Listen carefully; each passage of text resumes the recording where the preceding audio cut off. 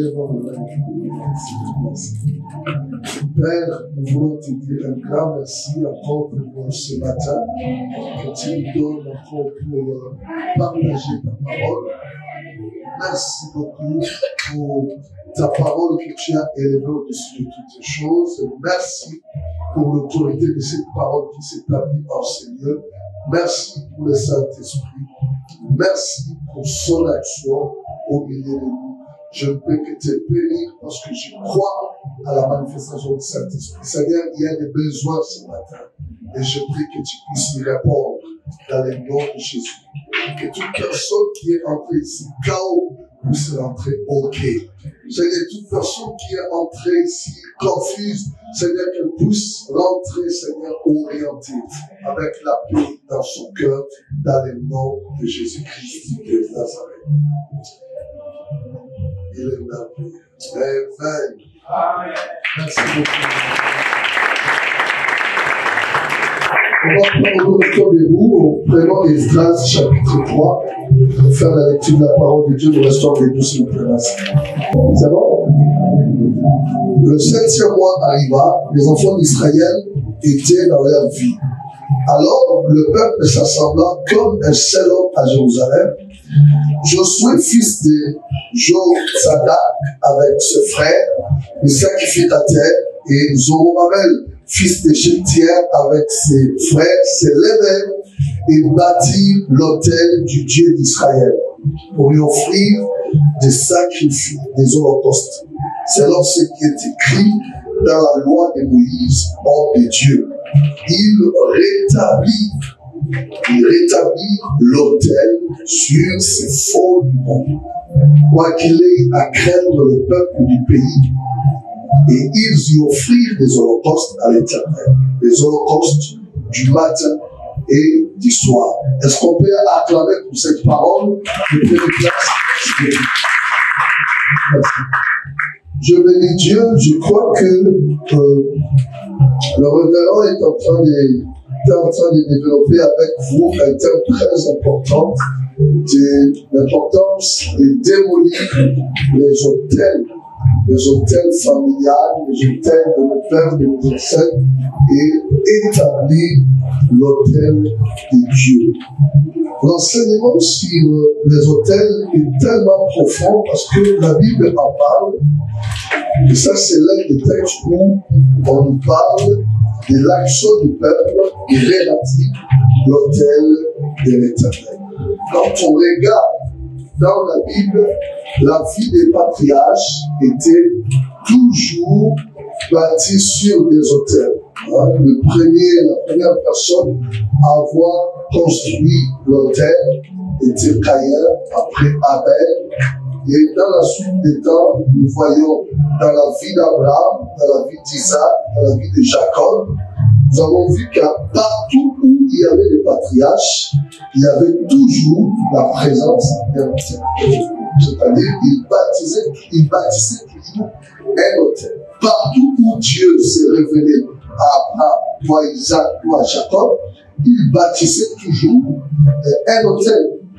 Quand vous regardez la vie, par exemple, de Jacob, Jacob a expérimenté beaucoup de choses avec Dieu, mais l'erreur de Jacob, c'est qu'il n'avait pas encore bâti un autel.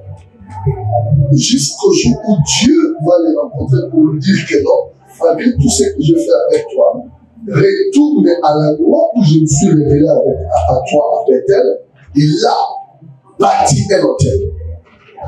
Donc, même pour Dieu, l'autel est très important. L'autel était très important dans la vie des patriarches. Et ces autels-là avaient une signification jusqu'à ce qu'on arrive avec l'alliance que Dieu va faire avec Israël par Moïse. Il va exiger que le temple soit, que le peuple bâtisse le temple ou le tabernacle. Et la première des choses, quand vous entrez dans le parvis du tabernacle, c'est un autel. Quand Israël va arriver dans la terre promise et que Dieu va donner à David le plan pour les temps, dès que vous entrez dans les temps, la première des choses, c'est-à-dire le premier pas que l'homme qui s'approche de Dieu devait faire, il devait d'abord passer par l'autel. C'était le premier pas, c'était le premier passage, c'était le passage obligé. Tu ne peux pas approfondir ta relation avec Dieu. Tu ne peux pas approfondir, aller très loin avec Dieu si tu ne passes pas par l'autel. Donc c'est très important quand même que dans toute la Bible et dans tout l'Ancien Testament, on nous parle des autels. L'une des manières de comprendre l'importance d'un sujet, c'est de voir combien de fois la Bible attribue de l'importance au sujet. Donc, si on nous parle, dans la vie des patriarches, on parle des autels. Tu arrives, Dieu lui-même recommande la construction de l'autel de sacrifice, l'autel de parfum. Et tu regardes dans la vie d'Israël des rois qui bâtissaient des autels. David qui faisait des autels pour offrir tout ça. Est-ce que c'était un hasard? Non! Il n'y a pas d'hasard dans tout ça. La Bible est un livre inspiré. Et ce qui se faisait autrefois, se faisait dans le but de nous instruire. Parce que la Bible dit que la réalité est en Christ. Tout cela préfigurait quelque chose.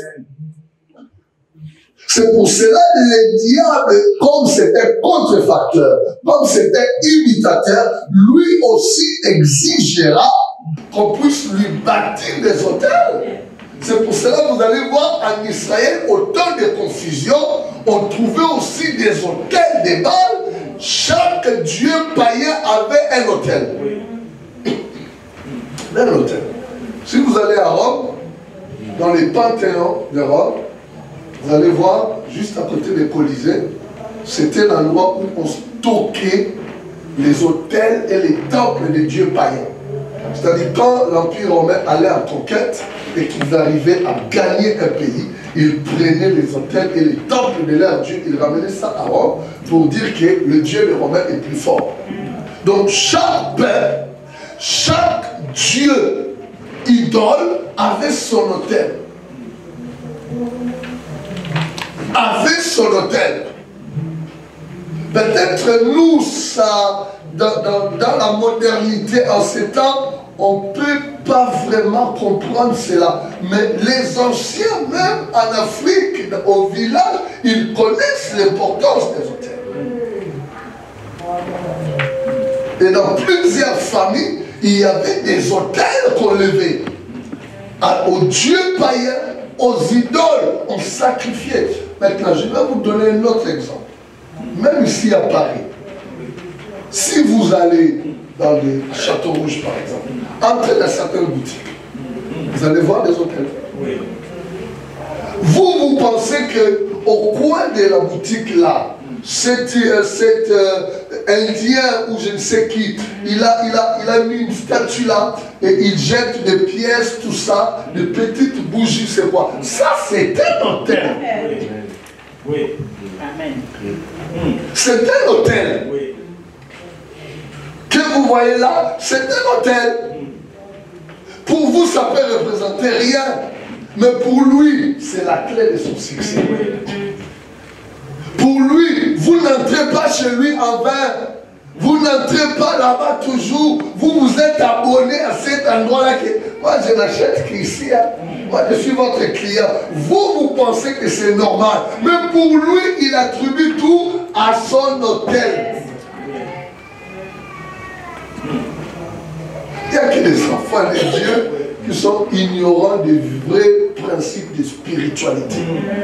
Frère, dans ce monde, si tu n'es pas bien fondé, on va t'emporter par n'importe quel vent. Tu vas être à un endroit, je suis chrétien, mais comme tu ne connais pas les réalités de spiritualité, tu ne connais pas les principes spirituels, tu n'arrives pas à comprendre pourquoi tu n'émerges pas. Pourquoi tu n'évolues pas? Pourquoi tu ne prospères pas? Parce que tu ne comprends pas que ce monde dans lequel nous vivons, tu dois avoir un hôtel. Tant que nous sommes sur la terre, tant que le monde n'est pas encore restauré dans sa perfection, pasteur, tant que le monde n'est pas restauré dans la perfection, tant que le péché n'est pas ôté du monde, tant que le diable existe encore, influence le monde, bien aimé, il y a nécessité de l'autel. Il y a nécessité de l'autel. Parce que nous vivons un monde de confrontation des autels. C'est un monde de confrontation des autels. Les autels de Dieu, ou l'autel de Dieu et l'autel de Satan.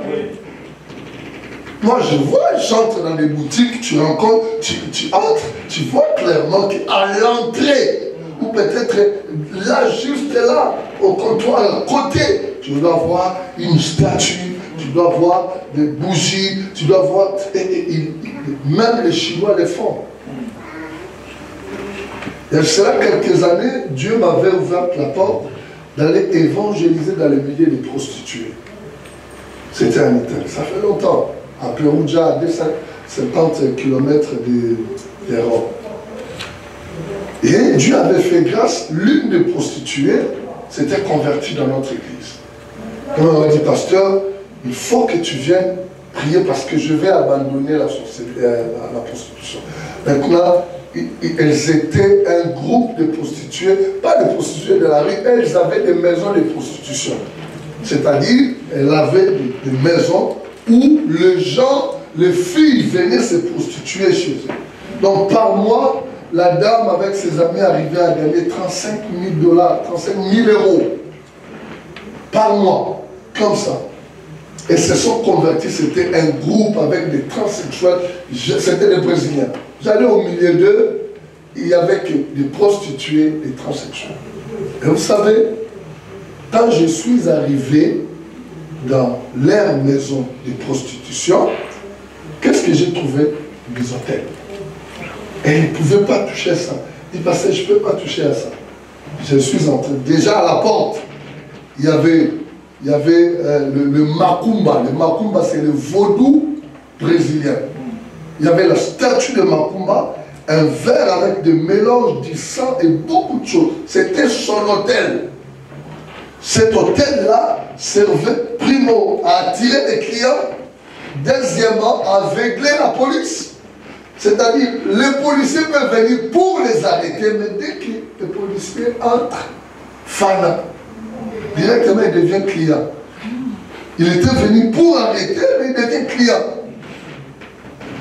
C'est un hôtel dédié à leur Dieu pour les aider dans la prostitution.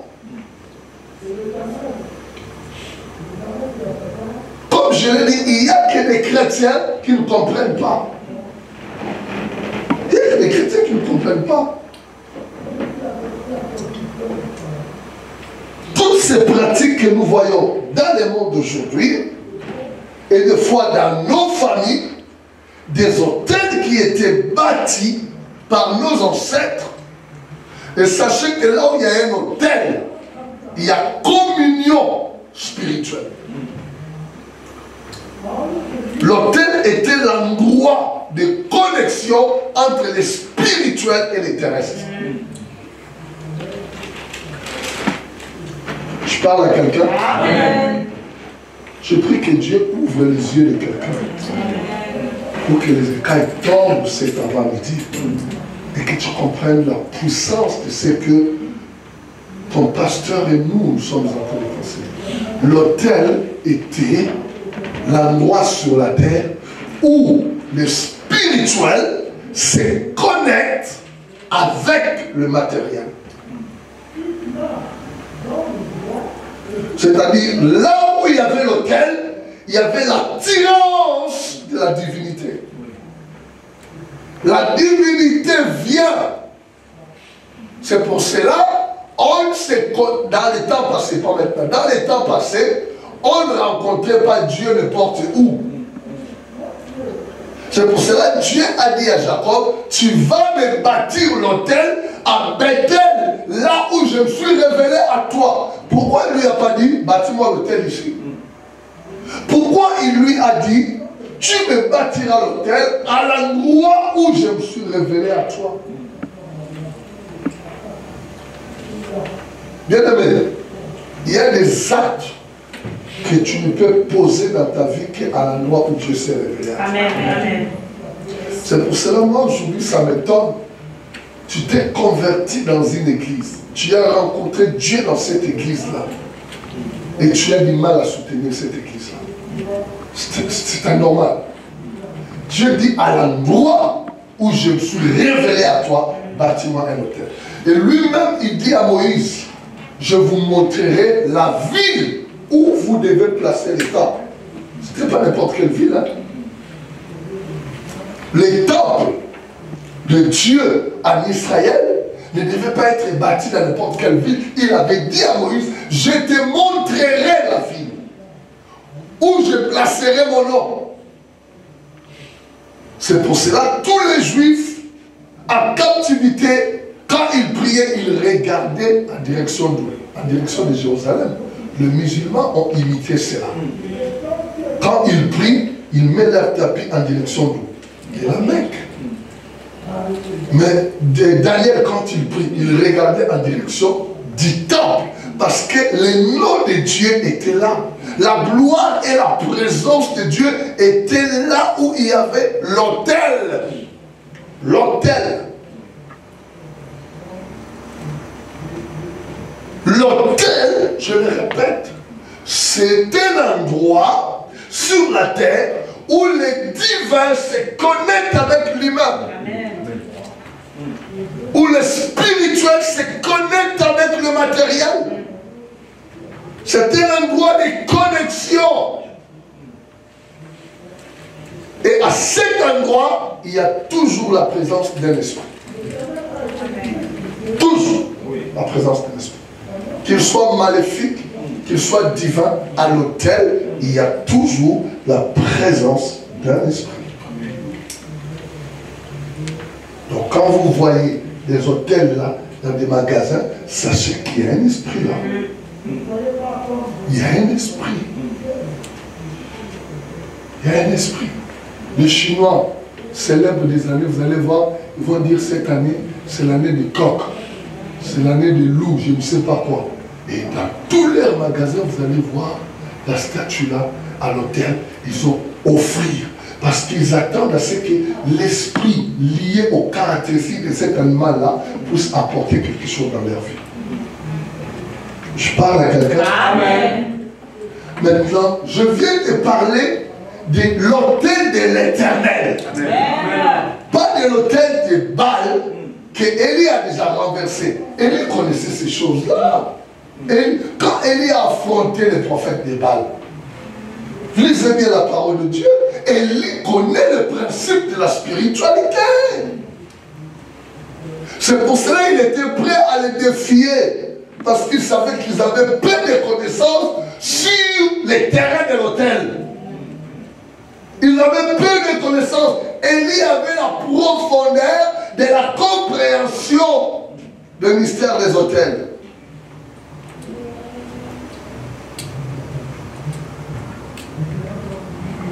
Retiens bien, quand nos parents faisaient des sacrifices, je fais la délivrance d'une famille.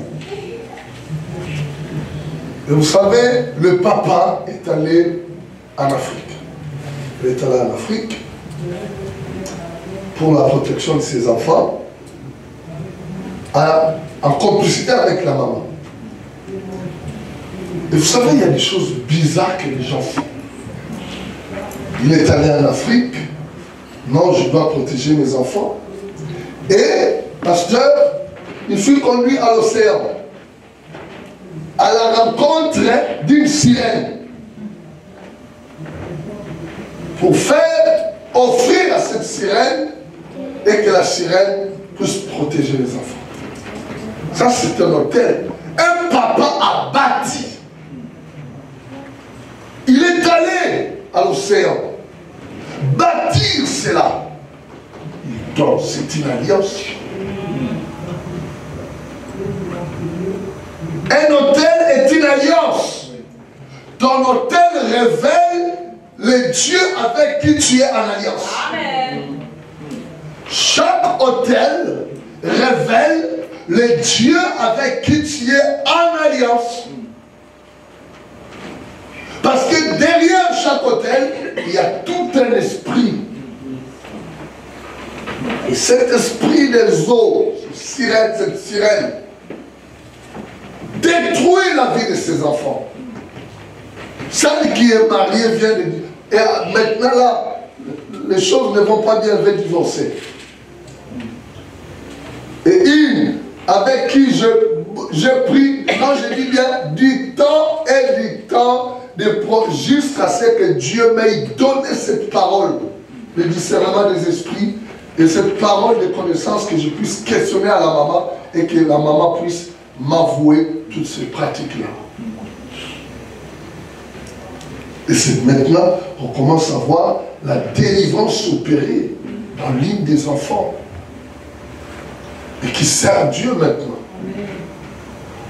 Qui sert Dieu. Et ce n'était pas facile. Il y a des hôtels comme ça qui ont été bâtis dans les familles.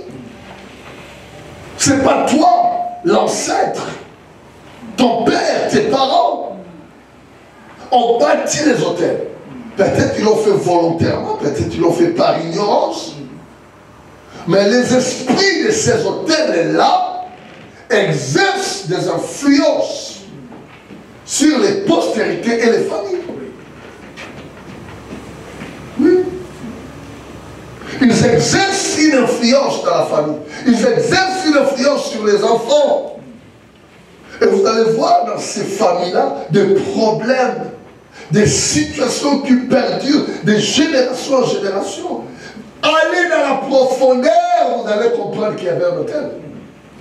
C'est pourquoi Dieu, quand il envoie Gédéon, il dit, commence par renverser l'autel de ton père. Renverser. Si Dieu a dit à Gédéon de le faire, c'est qu'il savait que Gédéon était capable de le faire. Amen. C'est pourquoi j'ai dit ce matin, tu es capable de renverser. Amen. Oh, je pensais parler à quelqu'un. J'ai dit que tu es capable, toi, de renverser les hôtels qui ont été bâtis à ton esprit. Toi, tu te retrouves victime, tu te retrouves, tu ne comprends pas ce que tu es en train. Mais il y a des choses, des fois, ça bloque ton élan même dans la vie de service. Ça bloque ton élan même dans l'histoire, tu ne comprends pas. Des lourdeurs inexpliquées. Peut-être dans votre famille. Parce que quand on parle de l'autel, on parle de la connexion des spirituels avec le matériel. L'autel parle d'une alliance, mais quand on parle de l'autel, on parle du sacerdoce. On parle du sacerdoce. Qui dit sacerdoce dit sacrificateur. Oui.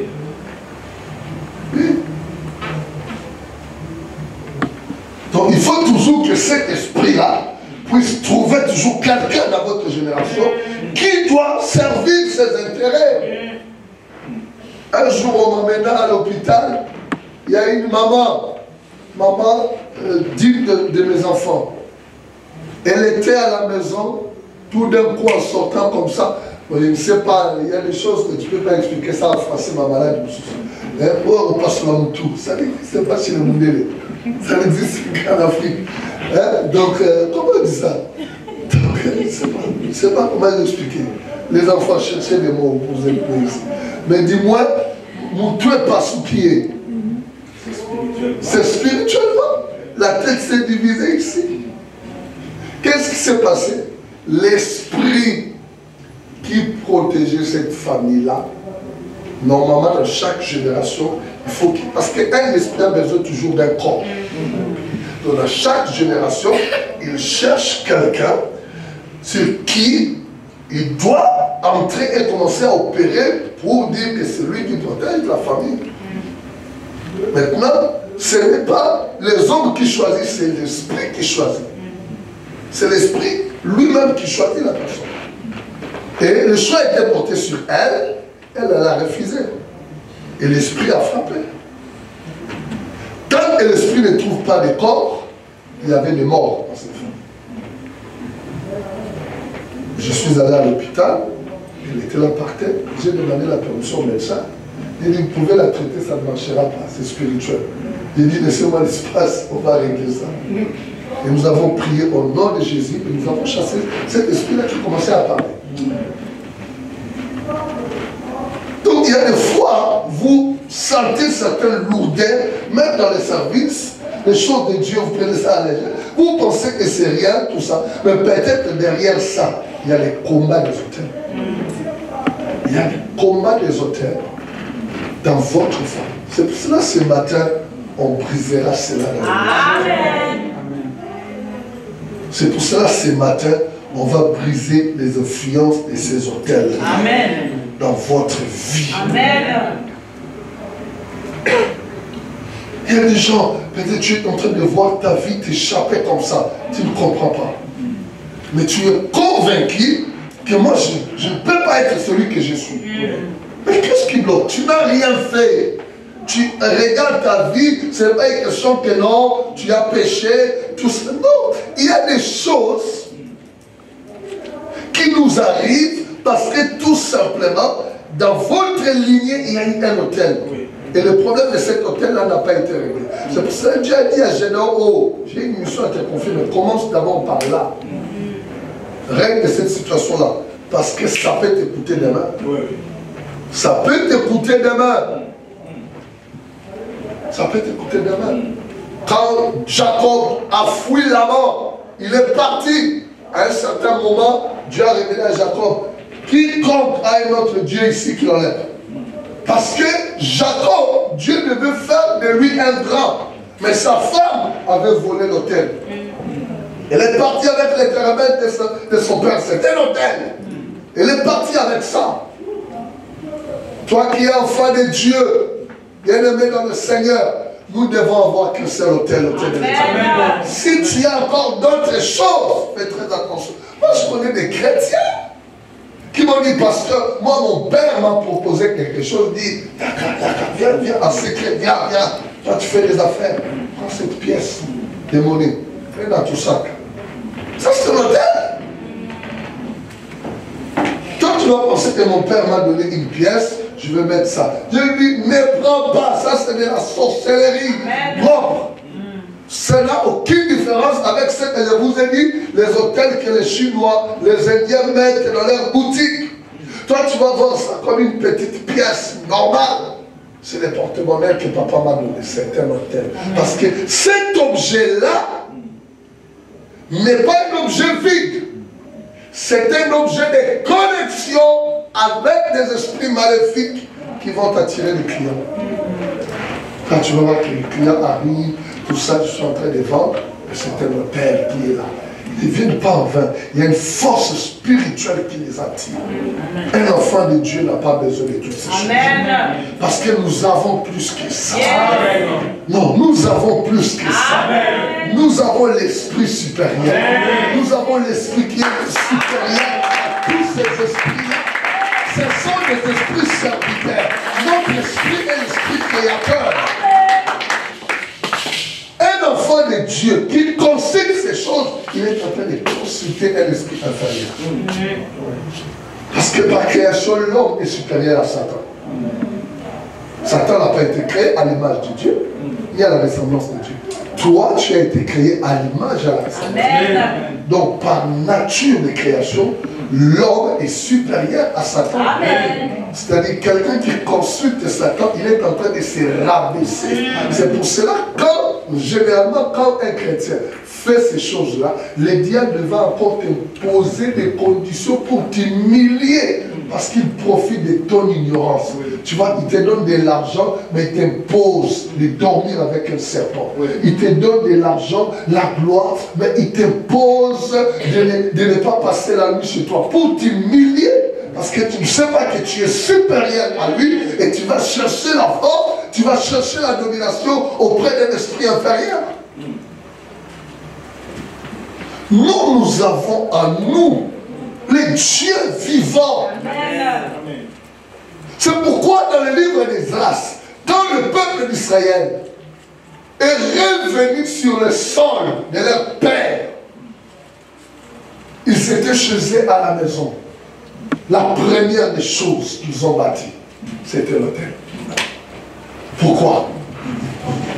Pourquoi la première des choses? Les temples n'étaient pas encore construits. Il n'y avait rien. Tout était détruit par les Babyloniens. La première des choses qu'ils ont cherché à faire, c'était l'autel. Parce que tout commence par là. Quand l'autel de l'Éternel, et la Bible dit, ils ont rebâti sur le fondement. C'est-à-dire, ils n'ont pas dit, bon, on va bâtir où nous voulons. Ce n'est pas question de bâtir où on veut, mais c'est de bâtir sur, en d'autres termes, qu'il n'y avait que le même endroit. Le même endroit. Là où se trouvait l'ancien hôtel, c'est ce qui devait être rebâti. Au même endroit. Par les anciens fondements.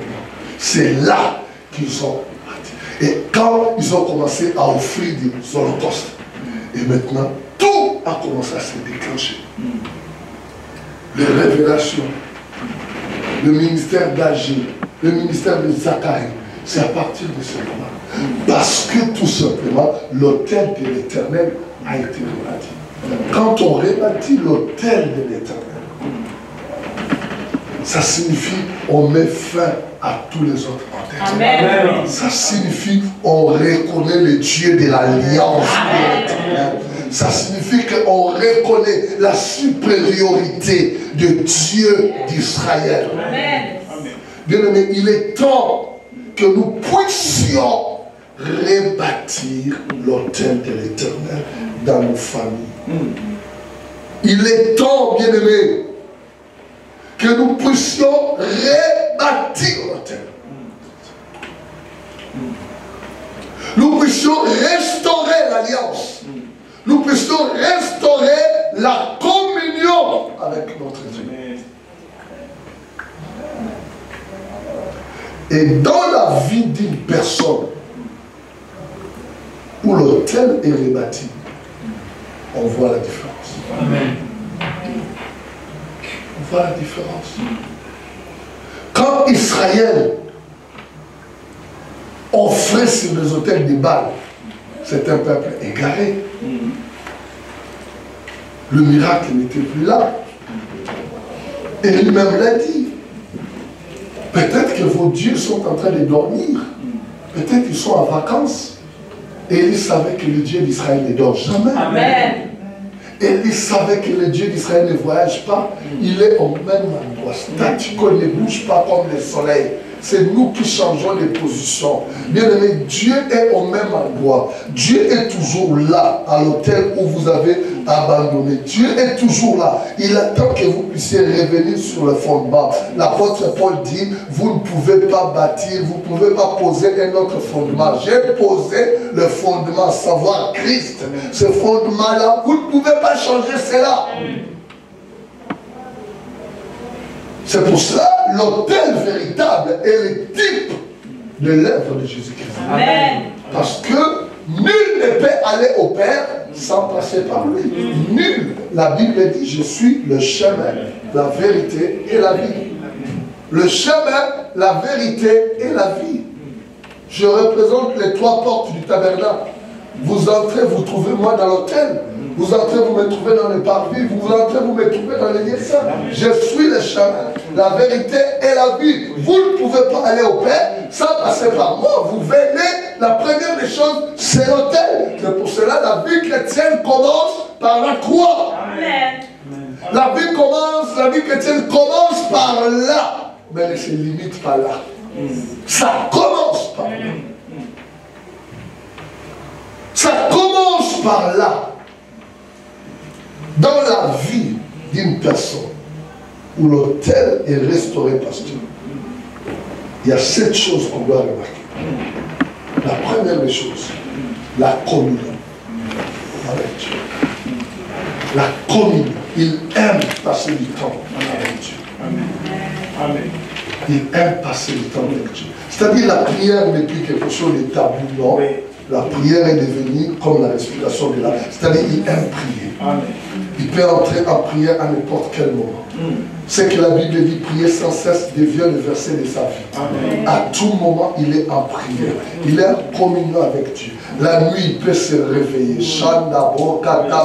Bien aimé, l'avantage que nous avons, nous n'avons plus besoin d'aller à Jérusalem. Oui. Nous n'avons plus besoin d'aller à la Mecque. Nous n'avons plus besoin de regarder en direction de Jérusalem. Jésus a dit, l'heure est venue. Oui. Et elle est déjà là, où les vrais adorateurs l'adoreront en esprit et en vérité. Même dans les trains, je peux être en communion avec Dieu. Même dans la voiture, je peux être en communion avec Dieu.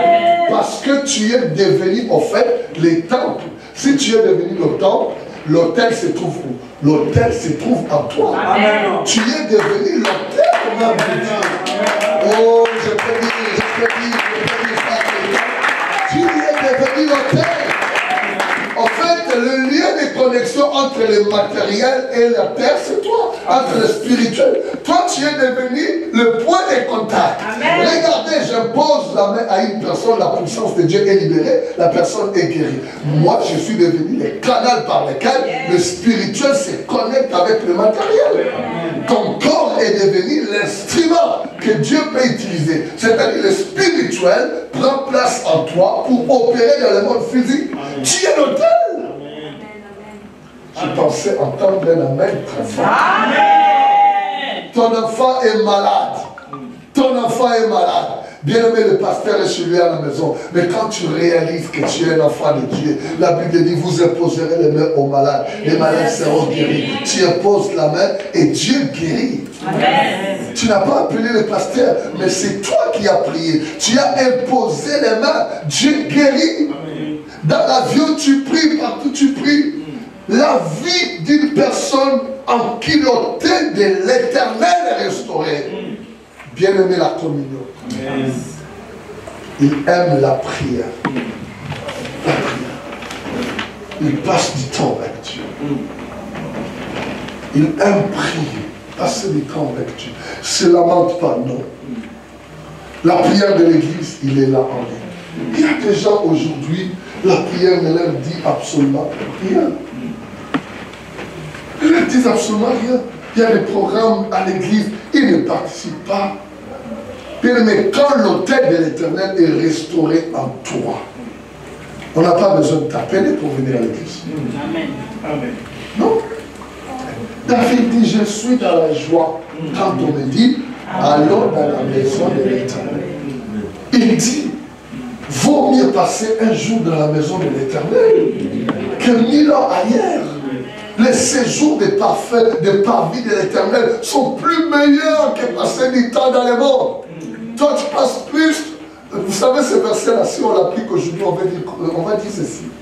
Passer du temps dans la présence de Dieu est plus important que passer du temps sur Facebook. Oui.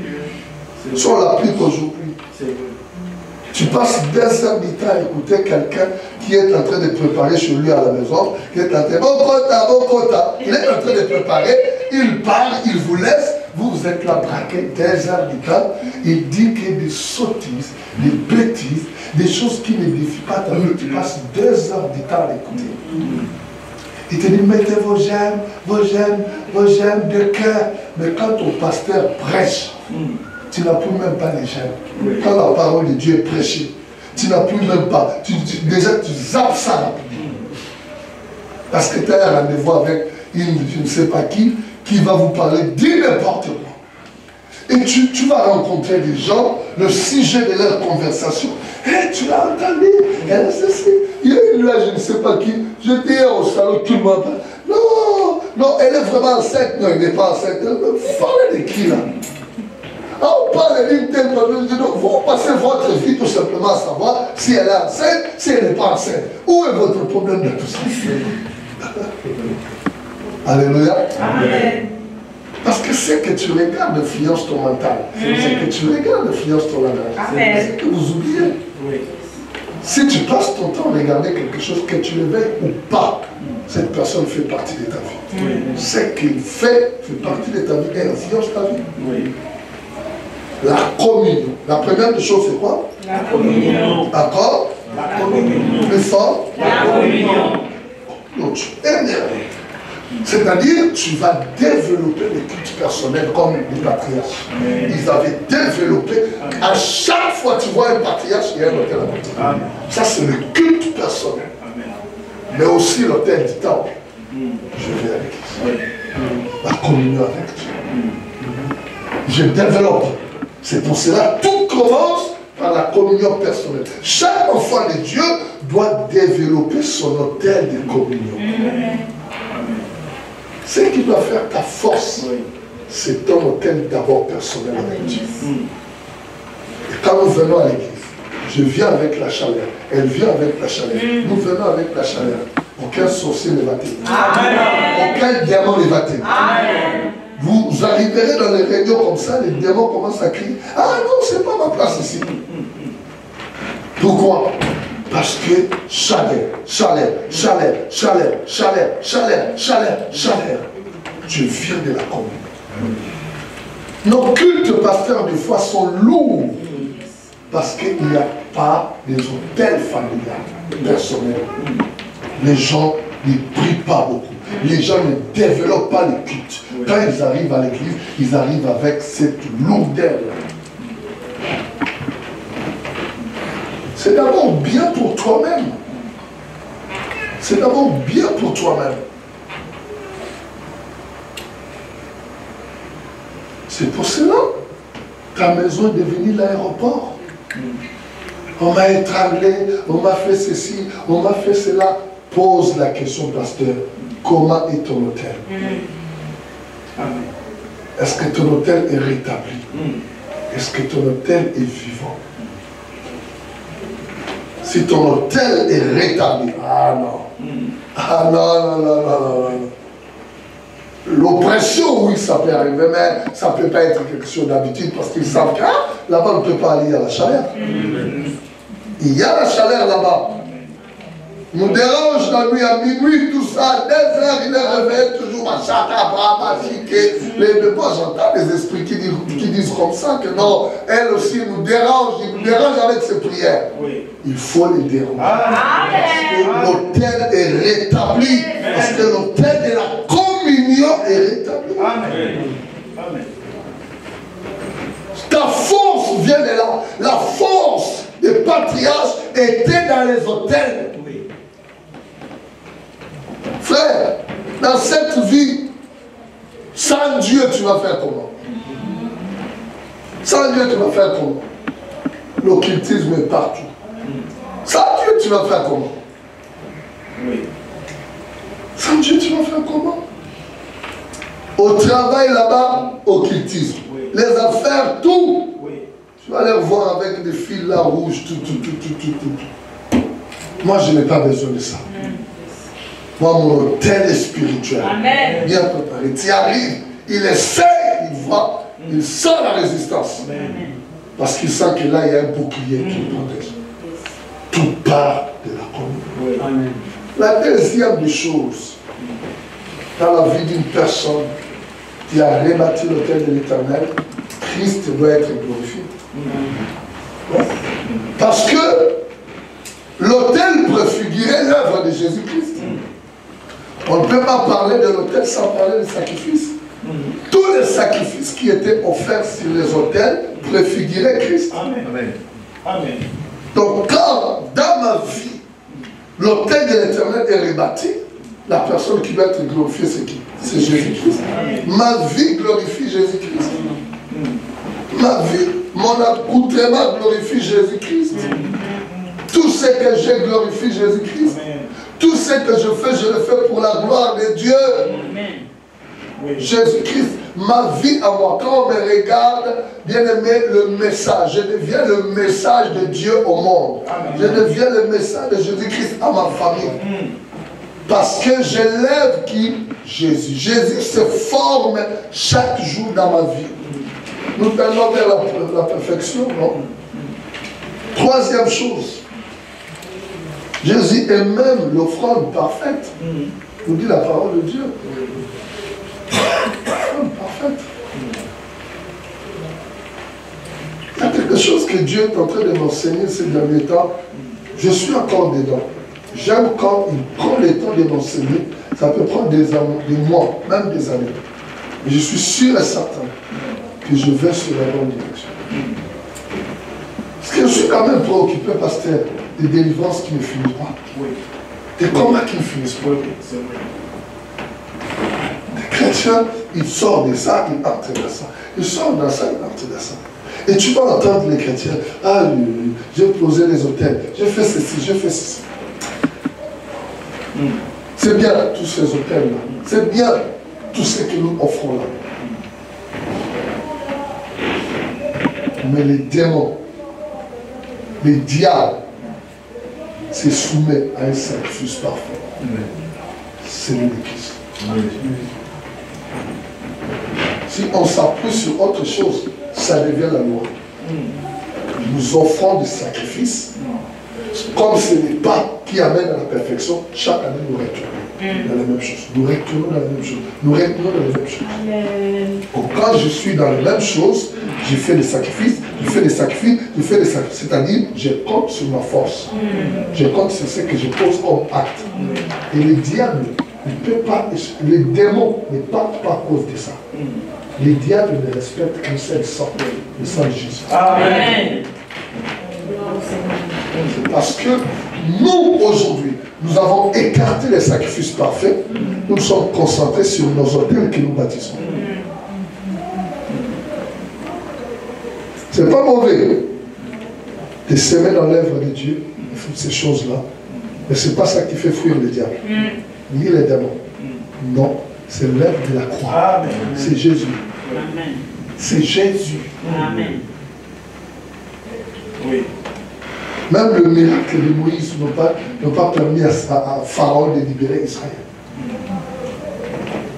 C'est quand ils ont vu le sang.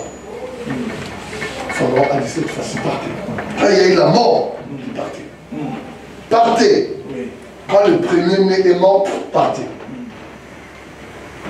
C'est la mort de Christ qui nous arrache de la puissance des Satan. Confiez-vous à ça. Confiez-vous à cette œuvre. Jésus-Christ, l'offrande est parfaite. C'est cette offrande qui nous rend parfait devant Dieu. C'est fini. Et je suis encore, je laisse le Saint-Esprit m'enseigner ça. Et je commencerai à enseigner ça. Troisième chose que nous constatons, une vie de consécration. Romains chapitre 12 le dit. Offrez à l'Éternel votre corps comme un sacrifice. Bien-aimé, sur l'autel de l'Éternel, on n'offre pas n'importe quoi.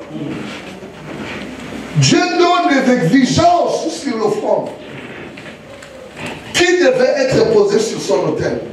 C'était des offrandes qui devaient être bonnes, saines, sans défaut, agréables à l'Éternel.